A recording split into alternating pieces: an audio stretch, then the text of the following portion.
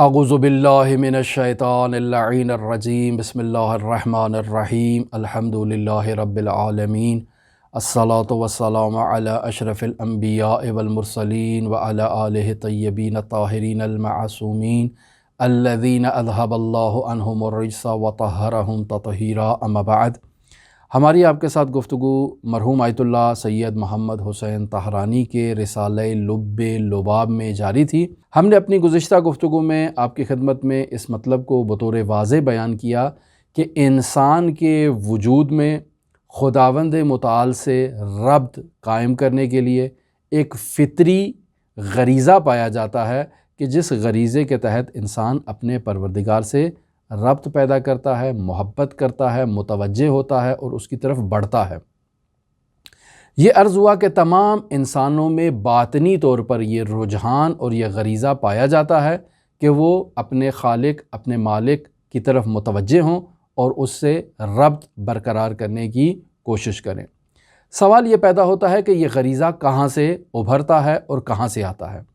میں صفحہ نمبر 9 سے آیت اللہ محمد حسین حسینیہ طہرانی کی عین عبارت دوبارہ قرائت کرتا ہوں، توجہ فرمائیں۔ مثلا آیت اللہ فرماتے ہیں ومی توان این غریزے را ناشی از جاذبہ حضرت رب ودود دانست، یعنی انسان کے اندر یہ جو غریزہ پایا جاتا ہے کہ جو غریزہ اس انسان کو اس کے خالق کی طرف متوجہ کرتا ہے، اس غریزے کا منبع انسان کے وجود میں ایک ایسا جاذبہ ہے، ایک ایسی کشش ہے کہ یہ کشش حضرت رب ودود کی جانب سے سرچشمہ پکڑ رہی ہے۔ رب ودود یعنی وہ رب جو اپنے بندوں سے بہت زیادہ محبت کرنے والا ہے اور ان کو اپنی طرف کھینچ رہا ہے کشش کے ذریعے سے۔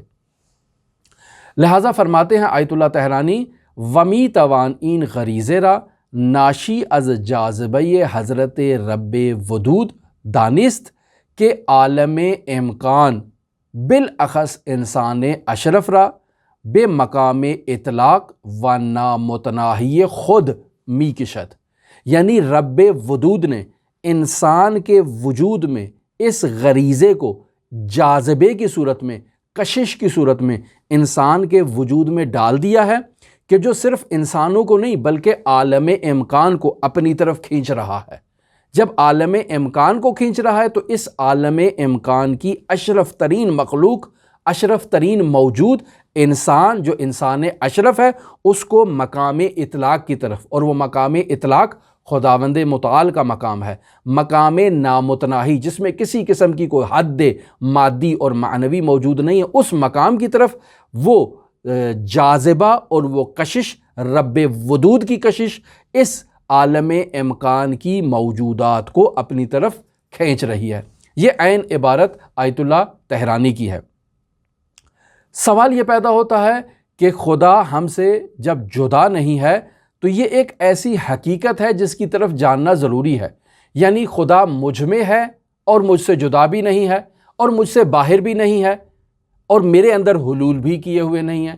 یہ ایک ایسی باریک لائن ہے کہ جسے پہچاننا جو ہے وہ بہت ضروری ہے، اور اگر انسان تہذیب نفس کا جو سے خود کو آراستہ نہ کرے تو اس چیز کو درک نہیں کر سکتا، اس چیز کو نہیں سمجھ سکتا ہے۔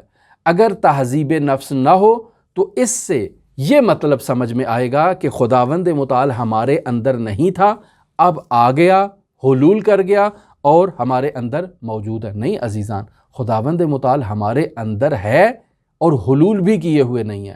خداوند متعال ہر موجود کے ساتھ ہے اور اس موجود کے ساتھ مکس بھی نہیں ہے، حلول بھی نہیں کیے ہوئے ہے، اس موجود سے جدا بھی نہیں ہے، مباینت اور بینونت بھی اس جنس سے چیز سے نہیں رکھتا ہے۔ مثلا ایسا نہیں ہے کہ میں یہاں پر ہوں اور آپ وہاں پر ہیں، میں اور آپ دو الگ چیزیں ہیں، میں اور آپ ایک دوسرے کو نہیں جانتے ہیں۔ اس ویڈیو کے ذریعے سے اور اس درس کے ذریعے سے ہمارا اور آپ کا آپس میں ایک رابطہ قائم ہوا ہے۔ آپ نے مجھے پہچانا اور مجھے آپ نے اپنا نمبر بھیجا، اپنا تعارف کروایا، اور اس نمبر کے ذریعے سے، اس تعارف کے ذریعے سے میں نے آپ کو پہچان لیا کہ آپ کا نام کیا ہے، آپ کے والدین کا نام کیا ہے، آپ کا نمبر کیا ہے، آپ کس جگہ پر رہتے ہیں۔ پس میں ایک ہوں جو یہاں ہوں آپ وہ ہیں جو وہاں ہیں، اور ایک دوسرے کے ساتھ ہمارا تعارف ہوا۔ اس تعارف کے نتیجے میں ہماری آپس میں محبت ہوئی، الفت ہوئی، علاقہ ہوا، اور اس میں شدت آ گئی۔ سوال یہ پیدا ہوتا ہے کہ کیا خدا کے ساتھ بھی ایسے ہے؟ میں یہاں پر ہوں، وہ مکہ میں ہے، درست ہے؟ ہمارا ایک دوسرے سے تعارف ہوا، تعارف کے بعد رابطہ ہوا، رابطے کے بعد ہماری آپس میں محبت ہوئی، الفت ہوئی، علاقہ ہوا، اور یہ شدت ہماری آپس میں اختیار ہو گئی۔ کیا ایسے ہے؟ نہیں عزیزان، ایسے نہیں ہے، یہ خرافات ہیں، ان چیزوں کی طرف توجہ نہ دیں۔ ایسا نہیں ہے کہ خداوند متعال اور ہمارے درمیان کوئی مباینت چیز پائی جاتی ہے، یعنی تضاد پایا جاتا ہے، جدائی پائی جاتی ہے۔ نہیں، جدائی بھی نہیں ہے، تضاد بھی نہیں ہے، وہ ہم سے خارج بھی نہیں ہے، اور ہمارے اندر حلول بھی کیے ہوئے نہیں ہے۔ مثلاً آپ واضح طور پر سورہ قاف کی اس آیت کو مشاہدہ فرمائیں، جس میں خداوند متعال ارشاد فرما رہا ہے، بسم اللہ الرحمن الرحیم، وَلَقَدْ خَلَقْنَا الْإِنسَانَ وَنَعْلَمُ مَا تُوَسْوِسُ بِهِ نَفْسُهُ، یعنی ہم نے اس انسان کو خلق کیا ہے۔ خدا فرما رہا ہے ہم نے اس انسان کو خلق کیا ہے، وَنَعْلَمُ، اور ہم جانتے ہیں، مَا تُوَسْوِسُ بِهِ نَفْسُهُ، اس کے نفسانی خیالات کو مکمل طور پر ہم جانتے ہیں۔ پس وہ خیالات کہاں پر ہیں؟ میرے سے باہر ہیں؟ نہیں، میرے وجود کے اندر ہے۔ خب میرے وجود کے اندر موجود خیالات کو وہ جانتا ہے۔ وہ کیسے جانتا ہے؟ میرے اندر موجود خیالات ہیں، اور وہ خیالات ابھی میرے وجود سے باہر نہیں نکلے ہیں، لیکن وہ ذات ان خیالات کو جانتی ہے۔ اس کا مطلب یہ ہے کہ وہ ذات میرے ان خیالات کے بہت قریب ہے، بہت نزدیک ہے، نزدیک سے ان خیالات کو جانتی ہے، دور نہیں بیٹھی ہوئی ہے، مکہ میں موجود نہیں ہے کہ وہاں سے اس نے علم غیب کے ذریعے سے میرے اندر کے حالات کو جان لیا۔ نہیں، یہاں وہ میرے اندر موجود ہے، اور میرے حالات کو مجھ سے بہتر جانتا ہے۔ یا پھر خداوند متعال اسی آیت سورہ قاف کی آیت نمبر 16 کے ذیل میں ارشاد فرما رہا ہے، وَنَحْنُ أَقْرَبُ إِلَيْهِ مِنْ حَبْلِ الْوَرِيدِ۔ یہ جو رگیں آپ دیکھ رہے ہیں گردن کے ارد گرد، یہ جو رگیں دیکھ رہے ہیں، خداوند متعال ارشاد فرما رہا ہے، وَنَحْنُ أَقْرَبُ إِلَيْهِ مِنْ حَبْلِ الْوَرِيدِ، یہ جو گردن کی شاہ رگ ہے، اس سے بھی زیادہ خداوند متعال میرے قریب ہے۔ خب جب وہ اس قدر میرے قریب ہے تو سوال یہ پیدا ہوتا ہے کہ کیا وہ اس رگ کے اندر گھسا ہوا ہے؟ یہ رگ کو اگر آپ کاٹیں گے یہاں سے تو اندر سے آپ کو خدا نظر آئے گا؟ نہیں، ایسا نہیں ہے۔ یہ نہیں ہے کہ خداوند متعال اس رگ سے بھی زیادہ میرے قریب ہے۔ سوال یہ پیدا ہوتا ہے کہ کیا وہ اس رگ سے باہر ہے، وہ مجھ سے دور ہے؟ ایسا بھی نہیں ہے۔ تو اس باریک ربط کو تلاش کرنے کے لیے انسان کو تہذیب نفس کی ضرورت ہے، انسان کو خداوند متعال سے لو لگانے کی ضرورت ہے، خداوند متعال سے جو ہے وہ ایک رابطہ معنوی قائم کرنے کی ضرورت ہے، رابطہ جسمانی کی بات نہیں ہو رہی ہے۔ سورہ انفال کی آیت نمبر 24 میں خداوند متعال ارشاد فرماتا ہے، بسم اللہ الرحمن الرحیم، وَاعْلَمُ أَنَّ اللَّهَ يَحُولُ بَيْنَ الْمَرْءِ وَقَلْبِهِ، جان لو، آگاہ ہو جاؤ کہ اللہ انسان اور اس کے قلب کے بیچ میں آ کر حائل ہو جاتا ہے۔ اب یہ سوال پیدا ہوتا ہے کہ انسان کون سا ہے اور اس کا قلب کیا ہے؟ یہ مثلاً یہ جو سنوبری ایک جسم کا ایک لوتھڑا ہے، ایک جو پمپ کر رہا ہے، خون جسم میں اعضاء میں پہنچا رہا ہے، اور یہ قلب ہے اور یہ انسان کی باڈی ہے۔ خداوند متعال اس قلب اور اس انسان کے جسم کے وسط میں آ کر بیٹھا ہوا ہے، تو پھر تو ڈاکٹروں کو جب آپریشن کرنا چاہیے تو انہیں کہیں خدا نظر آنا چاہیے وہاں پر۔ ایسا عزیز نہیں ہے۔ کیسی باتیں ہم کر رہے ہیں، کیسی توحید ہم نے اختیار کر رکھی ہے۔ تھوڑا مطالب پر دقت ہونی چاہیے کہ یہاں قطعی طور پر یہ مراد نہیں ہے، یا پھر یہ مراد ہے کہ یہ انسان کا وجود ہے، اور انسان کے وجود کے علاوہ وہ قوہ محرکہ جو انسان کی روح ہے، جو انسان کو حرکت دیتی ہے، انسان کو حیات دیتی ہے، وہ انسان کا حقیقی قلب ہے جو انسان کو زندگی دے رہا ہے۔ خداوند متعال اس وجود اور اس قلب حقیقی یعنی انسان کی روح، اس کے وسط میں خداوند متعال موجود ہے۔ کیا یہ ہے؟ تو ان مطالب کو عزیزان محترم تھوڑا دقت کریں۔ فوری طور پر ہمارے معاشرے میں اور حوزہائے علمیہ میں بعض افراد ایسے ہیں کہ جو فتویٰ لگا دیتے ہیں، فوری طور پر کفر و شرک و گناہ کبیرہ اور ایسی باتیں انسان کی طرف نسبت دینا شروع کر دیتے ہیں۔ عزیزان، پہلے بات کو تدبر اور غور کے ساتھ دیکھیں کہ وہ کہہ کیا رہا ہے۔ آیا وہ یہی کہہ رہا ہے جو آپ سمجھے ہیں؟ تو پھر آپ اس کو جو ہے وہ اپنی نظریے اور اپنے زعم کے مطابق اسے اپنا فتویٰ دے سکتے ہیں، لیکن اگر وہ یہ بات کہہ نہیں رہا جو آپ سمجھے ہیں تو پھر اس کی طرف تھوڑا توجہ اور تھوڑا دقت ہونی چاہیے۔ چونکہ اللہ تمام عوالم میں موجود ہے، ایک عالم میں نہیں، تمام عوالم میں خداوند متعال کی خدائی ہے، اس کا وجود ہے، اور وہ ان تمام عوالم کی تدبیر کو انجام دے رہا ہے۔ جب تمام عوالم میں ہے، تمام تدبیر اللہ انجام دے رہا ہے، تو جب انسان اس ذات کی طرف متوجہ ہوگا اور اس ذات کو اپنے ذرے ذرے میں موجود پائے گا کہ میرے وجود کے ہر ذرے میں، میرے اندر اگر آپ خون کے چھوٹے چھوٹے ذرات کو بھی جدا کریں گے تو وہ ہر ذرے میں اس کی تدبیر موجود ہے۔ اس کا وجود ہونا یعنی اس کی تدبیر کا ہونا، اس کے نظم کا ہونا، اس کے جو ہے وہ ادارے کا ہونا، کہ وہ ان تمام امور کو نظم و نسق کو وہ چلا رہا ہے، وہ اس کا متولی ہے، وہ اس کا بانی ہے، وہ ان تمام چیزوں پر جو ہے وہ کنٹرول رکھے ہوئے ہے۔ اگر انسان اس چیز کو دیکھ لے تو خدا میرے اندر ہے، مجھ سے جدا نہیں ہے۔ لیکن ایسے نہیں ہے جیسے وہ باہر سے چینی اٹھائی اور اندر ڈال دی، گلاس میں مکس کر دیا، اب اسی طرح سے خدا انسان کے اندر آ گیا، نہیں، ایسے عزیزان نہیں ہے۔ لیکن ایسے بھی نہیں ہے جیسے شے سے خارج ہوتی ہے، جیسے یہ پانی تھا، یہ چینی تھی، پانی سے چینی خارج تھی، وہ باہر تھی، اب وہ اندر آ گئی، نہیں، ایسے نہیں ہے۔ بینونت بھی نہیں ہے کہ وہ اور چیز ہے، یہ اور چیز ہے، یہ پانی ہے، وہ چینی ہے، دونوں آپس میں متضاد چیزیں ہیں، نہیں، ایسے بھی نہیں ہے عزیزان محترم۔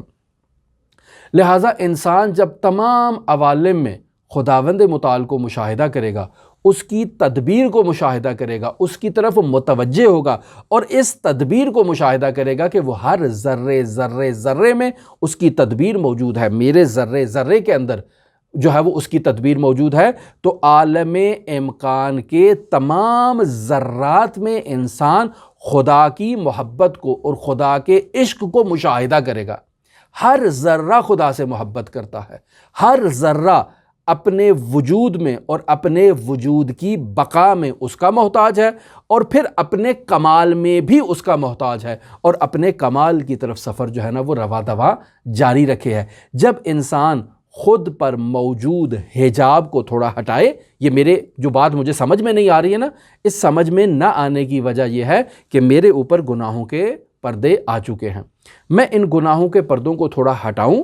اب جب ہٹاؤں گا تو میرے وجود میں اس کے نور جمال کی تجلی موجود ہے اور اسے میں مشاہدہ کروں گا۔ یہ جو آپریشن کیا اور مجھے خدا نظر نہیں آیا، اس کی وجہ یہ ہے کہ میں اس وجود میں مادی خدا کو تلاش کر رہا ہوں، مادی خدا نہیں ہے عزیزان۔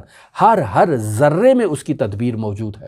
جب ہر ذرے میں اس کی تدبیر موجود ہے اور میں اپنے وجود سے ان معنوی حجابات کو، جو ظلمتی حجابات ہیں، ان کو برطرف کروں گا تو مجھے اپنے وجود میں، اپنے وجود سے باہر عالم امکان کے ہر ذرے میں اس کی تدبیر کی تجلی کو میں خود مشاہدہ کروں گا۔ ان آنکھوں سے نہیں، باطنی آنکھوں سے ان کو میں مشاہدہ کروں گا۔ جب مشاہدہ کروں گا تو میں اس کا عاشق ہو جاؤں گا، میں اس سے محبت کرنے لگوں گا۔ اور یہ عشق ایسا نہیں ہے کہ میرے وجود میں اب آ گیا، بلکہ میں نے ان پردوں کو ہٹایا اور ان پردوں کو ہٹانے سے اپنے وجود میں اس عشق کو پا لیا۔ یہ عشق پہلے سے میرے اندر بھی موجود ہے اور تمام موجودات میں بھی موجود ہے، لیکن اس غریزہ فطری کو میں پا نہیں رہا تھا، تلاش نہیں رہا تھا۔ لہٰذا اللہ تمام موجودات میں اس کی تدبیر موجود ہے، اور یہ تدبیر انسان اس وقت تک اس تدبیر کی طرف متوجہ نہیں ہوتا جب تک انسان کے اوپر عالم کثرت کے حجاب موجود ہیں۔ جب انسان اپنے وجود سے ان عوالم کثرت کے حجاب کو برطرف کرے گا تو اس کی توجہ عالم اطلاق اور عالم نامتناہی کی طرف پیدا ہوگی، ابھرے گی۔ اب یہاں انسان اس رب الارباب کی طرف جو ہے وہ کھچا ہوا چلا آئے گا۔ اب انسان کے اندر جو ہے نا وہ ایک جاذبے کا اس کو احساس ہوگا۔ اس جاذبے اور اس کشش کی طرف انسان جس قدر بڑھتا جائے گا، اس کے وجود میں تشنگی بڑھتی جائے گی، پیاس کی شدت میں اضافہ ہوتا جائے گا۔ لہٰذا آیت اللہ تہرانی کی صفحہ نمبر 9 کے بعد صفحہ نمبر 10 اور صفحہ نمبر 11 کی عبارت کو توجہ فرمائیں، اور چونکہ یہ 10 اور 11 کی عبارت آپس میں ربط رکھتی ہے تو میں 9 کی عبارت کو بھی ساتھ ملا کر ایک دفعہ آپ کے سامنے پڑھ دیتا ہوں تاکہ آپ کی اذہان عالیہ میں توجہ جو ہے وہ برقرار رہے۔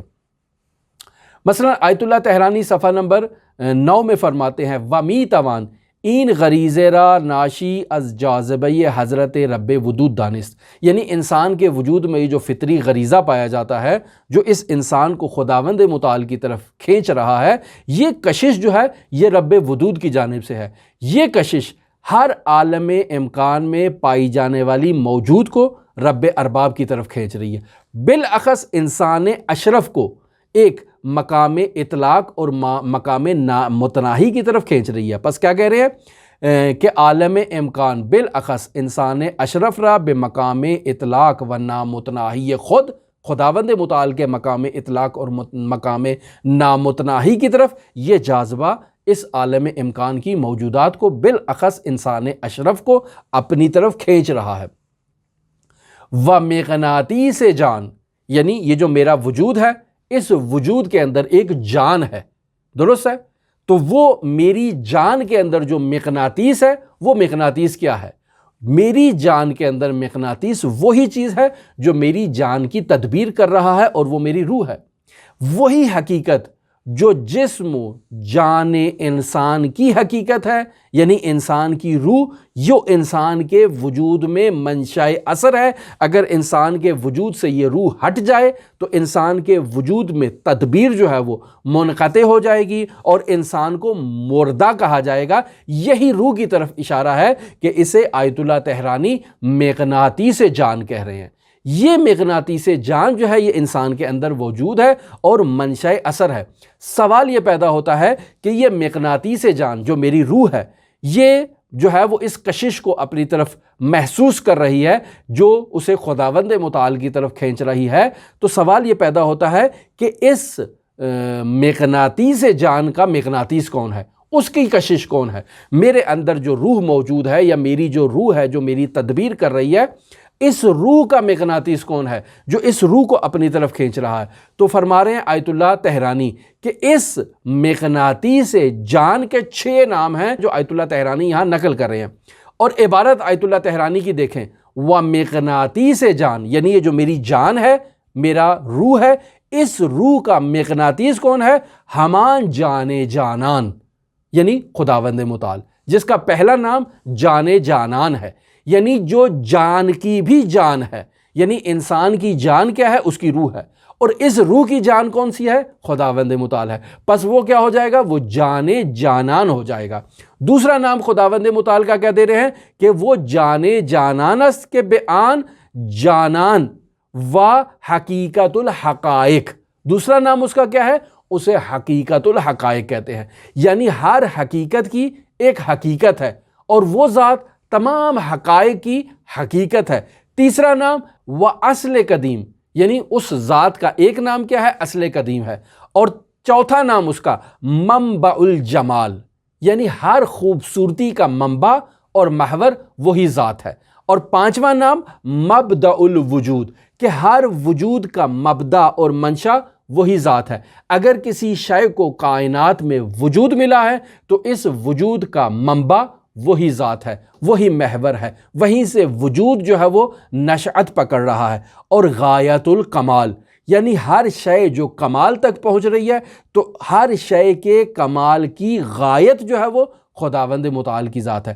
پس پھر میں ایک دفعہ عبارت آپ کی خدمت میں آیت اللہ تہرانی کی پڑھ دیتا ہوں تاکہ مطلب واضح ہو جائے کہ می توان این غریزے را ناشی از جذبہ حضرت وجود دانست کہ عالم امکان بالاخص انسان اشرف را بے مقام اطلاق و مقام نامتناہی خود، اپنے مقام نامتناہی کی طرف می کشد و مغناطیس جان ہمان جان جانان و آن بے جانان و حقیقت الحقائق اصل قدیم و منبع جمال و مبدأ وجود و غایت الکمال تعبیر می کند، کہ اس سے جو خداوند متعال ہے، جو جان یعنی روح انسان کا مغناطیس ہے، اسے جان جانان بھی کہا جاتا ہے، حقیقت الحقائق بھی کہا جاتا ہے، اصل قدیم بھی کہا جاتا ہے، منبع جمال بھی کہا جاتا ہے، اور مبدأ الوجود اور غایت الکمال بھی اس ذات کو کہا جاتا ہے۔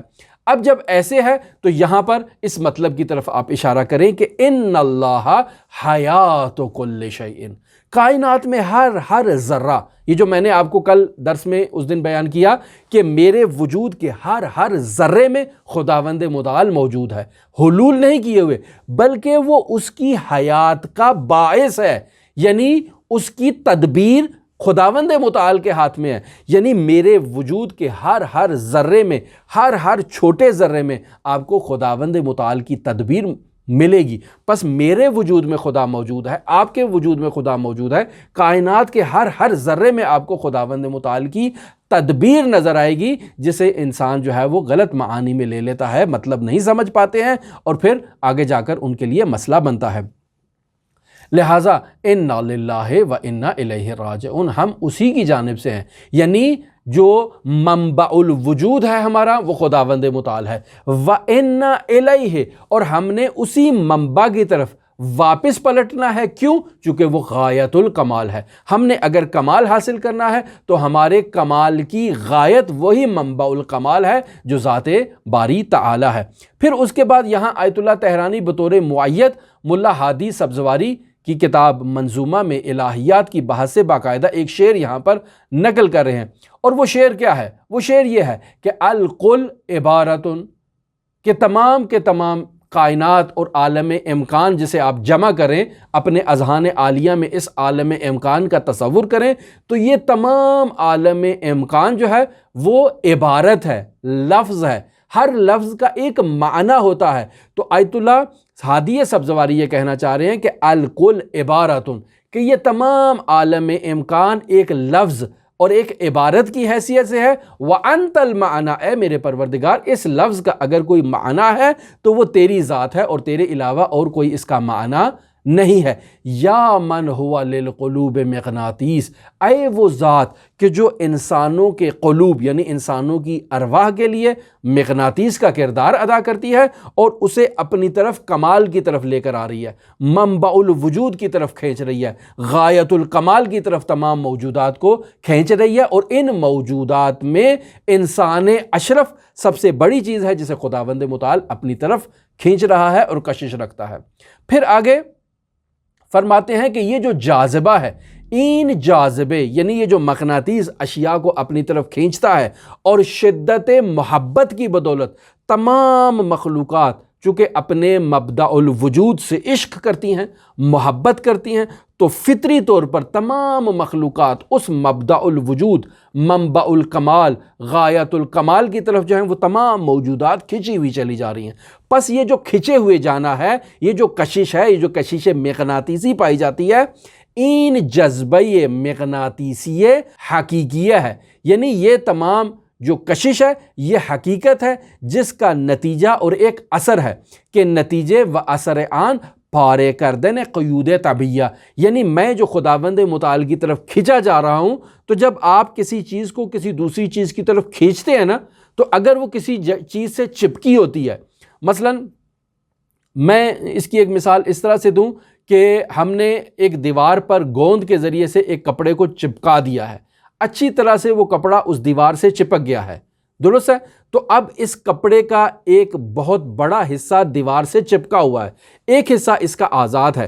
اب جب خشک ہو گیا اور اچھی طرح سے چپک گیا تو میں اس خشک حصے کو تھام کے اپنی طرف کھینچ رہا ہوں۔ تو جب میں اپنی طرف کھینچ رہا ہوں تو وہ حصہ جو اس دیوار کے ساتھ چپکا ہوا ہے وہ اپنے آپ کو اس دیوار سے چھڑانے کی کوشش کرے گا، دیوار اسے اپنی طرف کھینچنے کی کوشش کرے گی، اور وہ کپڑا میری اس کشش اور اس طاقت کے نتیجے میں اس دیوار کو چھوڑنے کی کوشش کرے گا۔ نتیجہ کیا نکلے گا کہ میں اسے اپنی طرف کھینچ رہا ہوں، دیوار اس سے آہستہ آہستہ جدا ہوتی جا رہی ہے۔ یہی عین تعبیر یہاں پر ہے کہ جب انسان کی جو کشش ہے وہ اسے اس انسان کی جان کو خداوند متعال کی طرف کھینچ رہی ہے، تو انسان کی جان جو اس مادی وجود سے چپکی ہوئی ہے، یہ جب اس کی طرف متوجہ ہوگی اور اس کی طرف جانا چاہے گی تو اس جانے کا لازمہ یہ ہے کہ یہ اس دیوار یعنی اس بدن سے جدا ہو۔ جب بدن سے جدا ہوگی تو اس بدن کی جو قیود طبیعیہ ہیں، حدود انفسیہ ہیں، ان کو توڑنا شروع کر دے گی۔ یہ اس سے پھٹے گی، جدا ہوگی، تبھی جا کر اس سے متصل ہوگی۔ لہٰذا آیت اللہ طحرانی یہاں پر اس عبارت کو اس انداز میں بیان کر رہے ہیں کہ این جذبے مغناطیسیہ یہ حقیقی ہے کہ نتیجے و اثر آن پارے کر دینا قیود طبیعہ۔ میں جو عالم مادہ میں ہوں، اس عالم مادہ کی کچھ طبی قید ہے، کچھ حدود ہیں، میں ان طبی قید کو، انفسی حدود کو میں توڑوں گا اور پھر حرکت کروں گا کس کی طرف؟ عالم تجرد کی طرف، عالم اطلاق کی طرف، فنا کی طرف جو ہے نا وہ میں حرکت کروں گا۔ اور جب میں فنا کی طرف حرکت کروں گا تو سب سے پہلے میری فنا کس میں آئے گی؟ فنا در اسم آئے گی، یعنی میں اسم باری تعالیٰ میں خود کو فنا کر دوں گا۔ پھر اس کے بعد میں خداوند متعال کی صفات میں خود کو فنا کروں گا۔ تیسرے مرحلے میں میں اس کی ذات مقدس میں خود کو فنا کروں گا، اور چوتھے مرحلے میں کہ مبدأ المبادی، غایت الغایات و بقائے ہستی بے وقائے وجود حضرت معبود است۔ جب میں خود کو فنا کر دوں گا، میں نے اسم میں فنا کیا، میں نے صفت میں فنا کیا اور ذات میں فنا کیا، تو اب میں نہیں رہا، میرا وجود ختم ہو چکا ہے۔ جب میرا وجود ہی ختم ہو چکا ہے تو آیا اب بھی میری بقا ہے یا نہیں ہے؟ تو کہتے ہیں کہ ہاں، کیوں نہیں ہے، آپ کی بقا اب بھی ہے، لیکن اب آپ کی بقا جو ہے وہ مبدأ المبادی کے ذریعے سے ہے، اب آپ کی بقا جو ہے وہ مبدأ الغایات کے ذریعے سے ہے، اب آپ کی بقا جو ہے وہ اس مبدأ کمال کی وجہ سے ہے جو غایت ہستی ہے اور معبود مطلق ہے۔ اب آپ کا وجود آپ کا اپنا وجود نہیں ہے۔ لہٰذا از ہر عملی کے تصور آید عالی تر و راقی تر است، یعنی انسان جو بھی چیز تصور کرتا ہے، جو بھی عمل انجام دیتا ہے، وہ ذات اس عمل سے اور اس تصور سے بالا تر ہے جس کی طرف انسان نے پہنچنا ہے۔ لہٰذا یہ جو انسان کے اندر کشش پائی جاتی ہے، آہستہ آہستہ انسان اس عالم مادہ کی قیود کو توڑنا شروع کر دیتا ہے۔ یعنی سب سے پہلے انسان اس قیود طبی کو توڑتا ہے جو اس کتاب میں بیان کیا گیا ہے، یعنی میں عالم جسم کے اندر ہوں، عالم مادہ کی قید کو توڑوں گا اور اس عالم مادہ سے نکل کر عالم معنی اور عالم تجرد میں داخل ہوں گا، کہ جس کی طرف اشارہ کیا گیا ہے کہ یہ قیود انفسی ہیں۔ انسان ان قیود انفسی سے بھی رہائی اختیار کرے گا، یعنی کیا؟ یعنی عالم تجرد کے لباس کو اتارے گا اور پھر داخل ہوگا عالم اطلاق کی طرف، کہ جو عالم تجرد اور عالم اطلاق کا مقام ہے وہاں بھی موجود جو قیود ہیں، انسان جب ان قیدوں سے اپنی زنجیروں کو کھولے گا تو انسان جو ہے وہ فنا کی طرف جو ہے وہ اپنا قدم بڑھائے گا۔ اب یہ فنا جو ہے یہ فنائے اسم ہے، فنائے صفت ہے اور فنائے ذات ہے۔ یہ تمام وہ سفر ہے سیر و سلوک کا جس کے بارے میں آیت اللہ طحرانی نے اس کتاب کو تحریر کیا ہے۔ یعنی سب سے پہلے میں نے عالم طبیعی کی قید کو توڑنا ہے جو عالم جسم ہے اور عالم مادہ ہے۔ دوسرے مرحلے میں قیود انفسی کو توڑنا ہے جو عالم تجرد کی قید ہے۔ تیسرے مرحلے میں نے قیود عالم تجرد کو اور عالم اطلاق کو بھی توڑنا ہے اور فنا کی طرف جانا ہے، اور فنا میں جب جاؤں گا تو فنائے اسم آئے گی، فنائے صفت آئے گی اور پھر فنائے ذات آئے گی، اور پھر اس کے بعد جو وجود ملے گا موجودات کو وہ اس کا وجود ملے گا اور وہ اس کے وجود سے اور اس کے ذکر سے پہچانے جائیں گی۔ لہٰذا یہ ایک مرحلہ ہے جسے آیت اللہ طحرانی نے بیان کیا ہے۔ اس مرحلے کو سمجھنے کے لیے انسان کو باطنی طور پر طہارت کا اختیار کرنا، پاکیزگی کا اختیار کرنا، نماز شب پڑھنا اور اپنی پیشانی کو اس کی جو ہے وہ اپنی نیاز جبین کو اس کی زمین پر رکھ کر انسان کا تقاضا کرنا، خداوند متعال سے مطالبہ کرنا تاکہ یہ بات انسان کو سمجھ میں آئے، تبھی ممکن ہے، وگرنہ ممکن نہیں ہے۔ لہٰذا اسی جذبے کے لیے کہ جو آغاز سے اس عالم طبی کی قیود توڑ کے انسان کو مرحلہ بمرحلہ اوپر لے کر آ رہا ہے، ارتقاء کی طرف لے کر آ رہا ہے، اسی جذبے کے لیے یہ بیان ہوتا ہے جذبۃ من جذبات الرحمن تعازی عبادت الثقلین۔ یہ جو ایک چھوٹا سا جذبہ ہے نا جو انسان کو ان قیود کو توڑ کر اس عالم اطلاق کی طرف کھینچ کے لے کر آ رہا ہے، وہ جذبات رحمان میں سے ایک چھوٹا سا جذبہ ہے۔ یہ جذبہ جو ہے یہ عبادت ثقلین سے افضل ہے اور بڑھ کر ہے اور کوئی معمولی چیز نہیں ہے۔ لہٰذا اس مطلب کو تلاش کرنا ہے، اس کو سمجھنا ہے کہ یہ جذبات رحمان جو ایک جذبہ ہے اور انسان کامل کے اندر ایک ایسی تاثیر ایجاد کرتا ہے جو تمام جن و انس کی عبادت سے افضل ہے، یہ جذبہ کیا چیز ہے؟ اسی جذبے کے بارے میں ہم آپ سے اپنی آئندہ گفتگو میں کچھ گفتگو کریں گے۔ اگر آپ دلچسپی رکھتے ہوں تو ہمارے ساتھ رہ سکتے ہیں۔ اللہم صلی علی محمد و آل محمد وعجل فرج قائم آل محمد۔